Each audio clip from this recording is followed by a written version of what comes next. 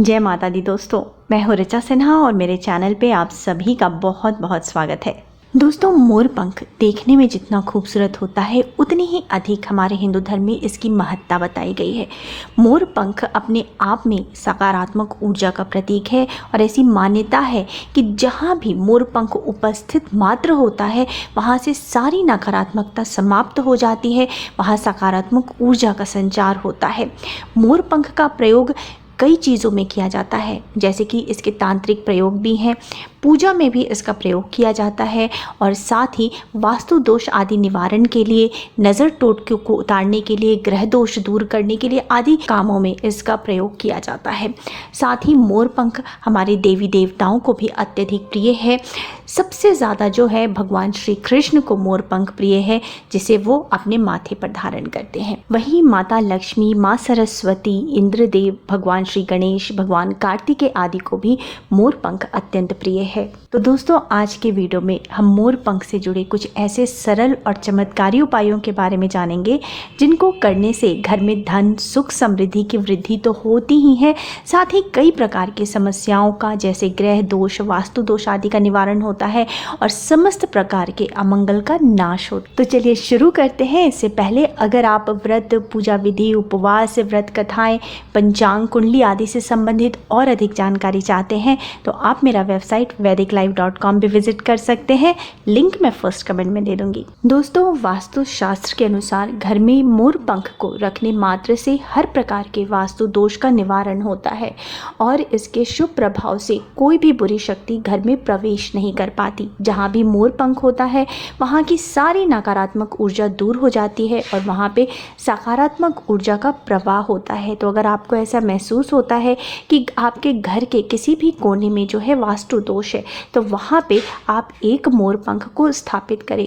विशेषकर घर के मुख्य द्वार पर मोर पंख को लगाना हमेशा ही शुभ माना जाता है। इसे नकारात्मक ऊर्जा और जीव जंतु घर में प्रवेश नहीं कर पाते हैं। तो आपको किस प्रकार से लगाना है?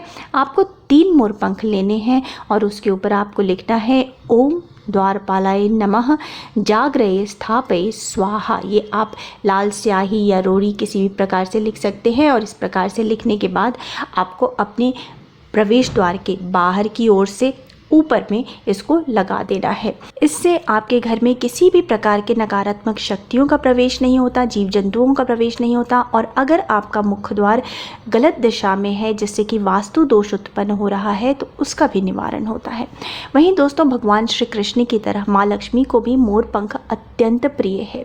तो मान्यता है कि अगर आप अपनी पूजा स्थल पे मोर पंख लगाते हैं और उसकी रोज पूजा अर्चना करते हैं तो धन की देवी माँ लक्ष्मी प्रसन्न होती हैं और घर में हमेशा धन का भंडार भरा रहता है। वहीं यहाँ आपको एक छोटा सा टोटका भी बता देती हूँ दोस्तों कि अगर आपके घर में पैसे बहुत जल्दी खर्च हो जाते हैं, टिकते नहीं, या फिर पैसे की आमदनी में बहुत रुकावटें आती हैं, पैसा आता नहीं, तो आप एक छोटा सा उपाय कर सकते हैं। तो आपको क्या करना है कि अपने पैसे रखने का स्थान, जैसे अलमारी या तिजोरी हो, उसको दक्षिण दिशा में रखना है और इस प्रकार से रखना है कि खोलने पर उसका मुख उत्तर दिशा की ओर हो और उसमें एक अभिमंत्रित मोर पंख रख देना है। जैसे अलमारी या तिजोरी जहां आप पैसे रखते हैं वहां एक अभिमंत्रित मोर पंख रख दें। अभिमंत्रित कैसे करेंगे कि मोर पंख को पूर्णिमा के दिन या किसी भी शुक्रवार के दिन माँ लक्ष्मी के पास रखेंगे, उसकी विधिवत पूजा अर्चना कर श्री सूक्त का पाठ करेंगे और उसके बाद उस मोर पंख को अपनी तिजोरी में रख देंगे और जहां भी मोर पंख स्थापित होता है वहां माँ लक्ष्मी का स्थायी रूप से वास होता है।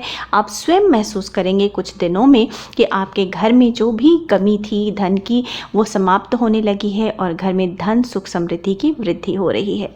वहीं दोस्तों, आर्थिक लाभ के लिए किसी भी मंदिर में जाकर के मोर पंख को राधा कृष्ण के मुकुट में लगा दें।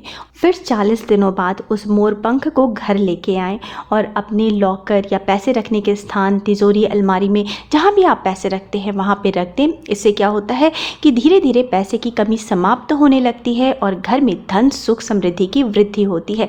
दोस्तों, ये बहुत ही चमत्कारिक उपाय है, ज़रूर आजमाएं। वहीं दोस्तों मोर पंख को भगवान श्री कृष्ण धारण करते थे। मोर पंख को प्रेम का प्रतीक भी मानते हैं।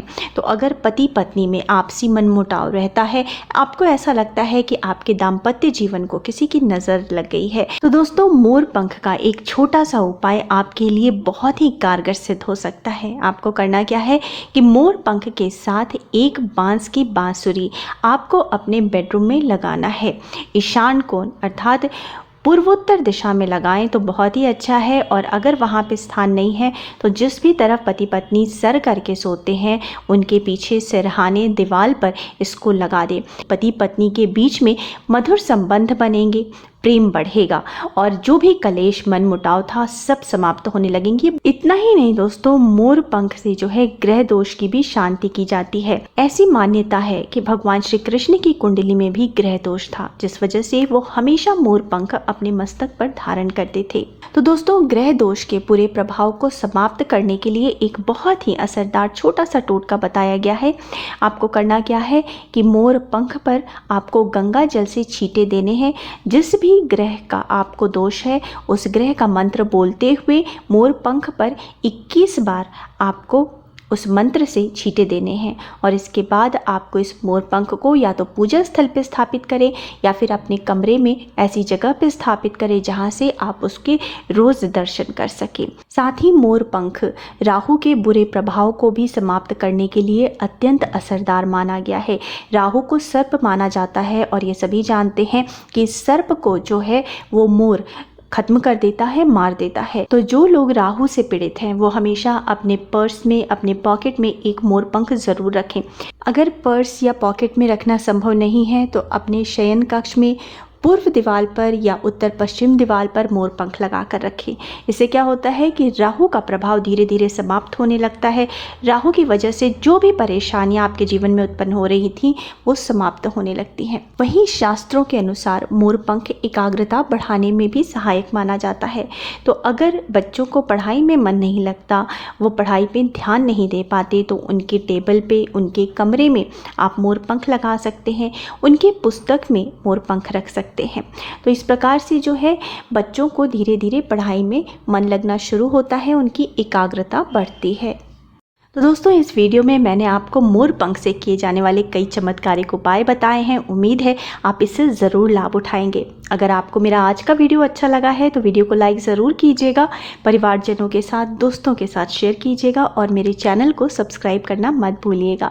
मिलते हैं अगले वीडियो में, तब तक स्वस्थ रहिए, सुरक्षित रहिए और अपना बहुत बहुत ध्यान रखिए। जय माता दी।